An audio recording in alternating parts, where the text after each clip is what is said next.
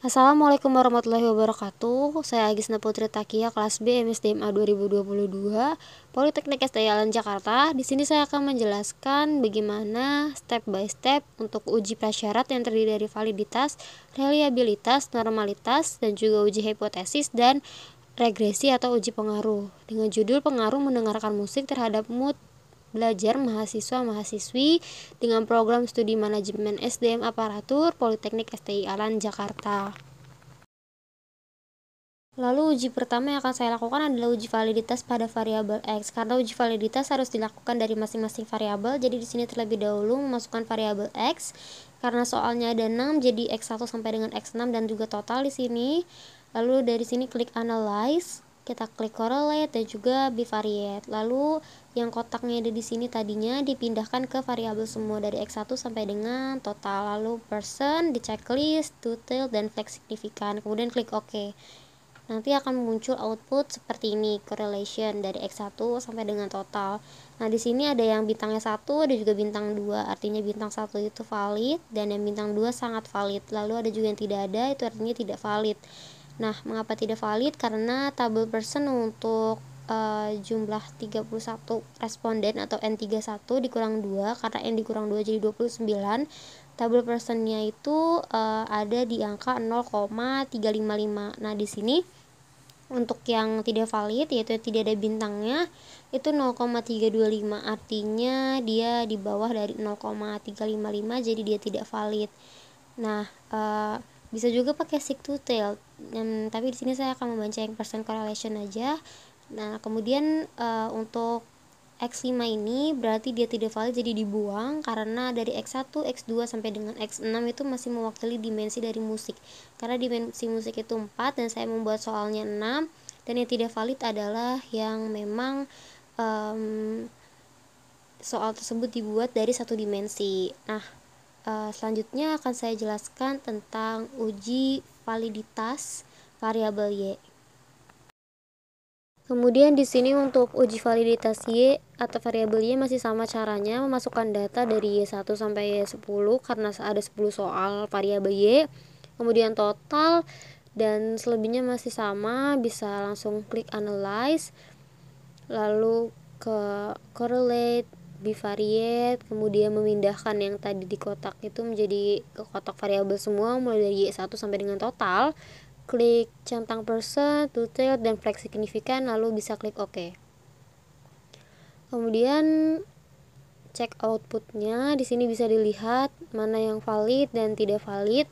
Mulai dari Y1 di sini udah tidak valid karena di sini nilainya itu 0,197, seharusnya tadi 0,355, karena dia lebih kecil jadi dia dikatakan tidak valid karena juga tidak ada bintangnya di sini. Kemudian ada juga di Y5. Y5 ini dia ada di angka 0,353, seharusnya 0,355, jadi dia lebih kecil, maka dikatakan tidak valid. Kemudian ada Y7, di sini 0,308, jadi dia lebih kecil dari 0,355, maka dikatakan tidak valid. Kemudian di sini Y10 masih ada tanda 2 bintang yang artinya sangat valid. Jadi kesimpulan pada variabel Y untuk Y1, Y7, Y5 dan Y7 ini tidak valid. Maka karena masih mewakili dimensi, jadi tidak dilakukan revisi soal. Lalu beralih ke uji reliabilitas. Untuk uji reliabilitas yang dimasukkan di sini adalah data dari variabel X dan Y yang valid. Ada X1, X2, X3, X5 karena tadi tidak valid jadi tidak dimasukkan. Kemudian Y1 tidak valid jadi tidak dimasukkan. Ada Y5 yang enggak valid juga dan juga Y7. Jadi di sini yang dimasukkan adalah data yang valid baik dari X maupun dari Y. Kemudian bisa klik analyze, lalu klik scale. Nanti dari scale pilih ke reliability analysis, lalu memindahkan semua yang ada di tabel ke tabel items, lalu modelnya model alpha, dan bisa langsung klik OK. Dari sini muncul output dan pada tabel di bawah yaitu reliability statistik, di sini menunjukkan hasil Cronbach alpha 0,820 yang artinya kuesioner di sini pada tingkat reliabilitas itu di rentang sangat reliable, karena rentang sangat reliable itu dari 0,801 sampai dengan 1, di sini 0,820, jadi dinyatakan sangat reliable. Nah, kuesioner ini dinyatakan sangat reliable karena di atas 0,6 yaitu 0,820 dan tingkatnya yaitu tingkat sangat reliable. Kemudian dari sini bisa lanjut ke uji normalitas. Untuk uji normalitas yang dimasukkan di sini adalah data total dari variabel X dan variabel Y yang sudah valid dan juga reliable. Menggunakan data dimasukkan di sini baik variabel X maupun variabel Y. Lalu untuk step by stepnya bisa langsung saja klik ke analyze. Dari analyze bisa klik ke regression, lalu ke linear. Dari linear dimasukkan ke variabel masing-masing, dependent itu Y, kemudian independent itu X. Lalu klik ke save terlebih dahulu. Untuk dari sini klik yang standardized residual bukan yang predicted, kemudian klik continue. Lalu klik OK. Nanti akan muncul tabel baru yaitu res_1.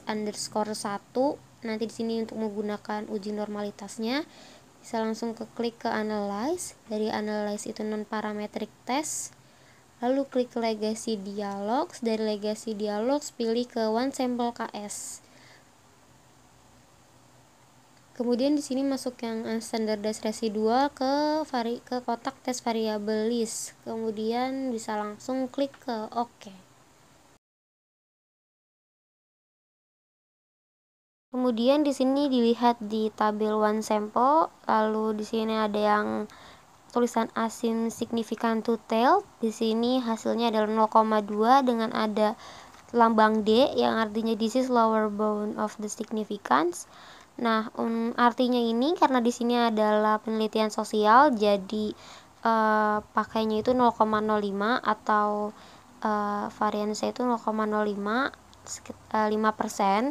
Jadi di sini artinya 0,2 itu lebih besar dari 0,05. Jadi dapat dinyatakan bahwa data ini terdistribusi secara normal. Selanjutnya uji terakhir yaitu uji pengaruh atau regresi dan uji hipotesis. Di sini data yang dimasukkan adalah data yang valid dari variabel X maupun variabel Y, valid dan juga reliable. Nah, setelah memasukkan data X dan Y ini beralih ke sheet variable view, kemudian di label di sini bisa diubah. Di sini tulisannya variabel X tapi akan saya ubah misalnya menjadi variabel musik karena variabel X itu kan variabel musik, kemudian variabel Y adalah variabel mood. Lalu dari sini kembali ke data view. Dari data view bisa langsung step by stepnya ke analyze, kemudian dari analyze regression dan klik yang linear. Dari linear masukkan data X ke independen dan Y ke dependen, lalu bisa klik ke OK.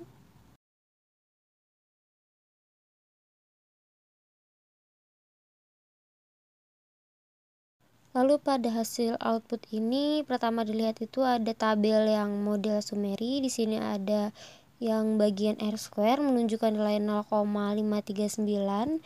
Nilai tersebut berarti bahwa pengaruh mendengarkan musik terhadap mood mahasiswa-mahasiswi itu adalah sebesar 53,9%, karena 0,539 apabila dijadikan persen itu menjadi 53,9%. Nah, sedangkan sisanya yaitu 46,1% mood mahasiswa-mahasiswi dipengaruhi oleh variabel lain. Jadi terdapat pengaruh variabel mendengarkan musik terhadap mood yaitu sebesar 53,9%. Lalu beralih ke uji hipotesis yaitu pada pada tabel koefisien. Di sini dapat dilihat saya akan baca yang signifikan dan juga tabel T berdasarkan T hitung. Di sini nilai signifikannya itu lebih kecil atau kurang dari 0,001. Nah, apabila nilai apabila nilai signifikannya itu lebih kecil dari 0,05, itu berarti HO ditolak dan HA diterima. Jadi terdapat pengaruh variabel mendengarkan musik terhadap variabel mood. Karena di sini kan nilai 0,001 lebih kecil dari 0,001 itu nilainya lebih kecil atau kurang dari 0,05.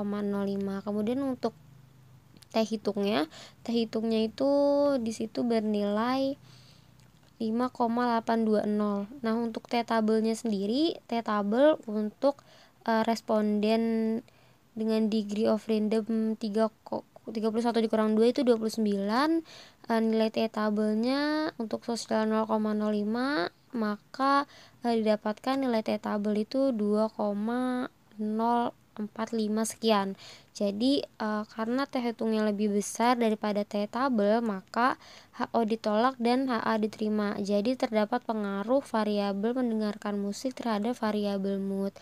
Nah, untuk persamaan regresinya di sini dapat dilihat yang unstandardized B, di sini ada nilai konstanta dan variabel X. Di sini dapat ditarik kesimpulan Y sama dengan AX plus B, yaitu Y sama dengan 5,675 ditambah 1,029X, di mana 5,675 adalah konstanta atau B dan 1,029 adalah koefisien atau A. Angka ini memiliki arti bahwa setiap perubahan naik 1% pada variabel mendengarkan musik akan menjadikan perubahan naik sebesar 102,9% pada mood mahasiswa-mahasiswi. Jika tidak ada variabel mendengarkan musik atau variabel X, maka nilai mood mahasiswa-mahasiswi variabel Y adalah 5,675. Jadi dapat ditarik kesimpulan bahwa terdapat pengaruh mendengarkan musik terhadap mood mahasiswa-mahasiswi yaitu sebesar 53,9%. Demikian penjelasan step by step SPSS, uji prasyarat dan juga uji hipotesis dari saya. Kurang lebihnya mohon maaf. Wassalamualaikum warahmatullahi wabarakatuh.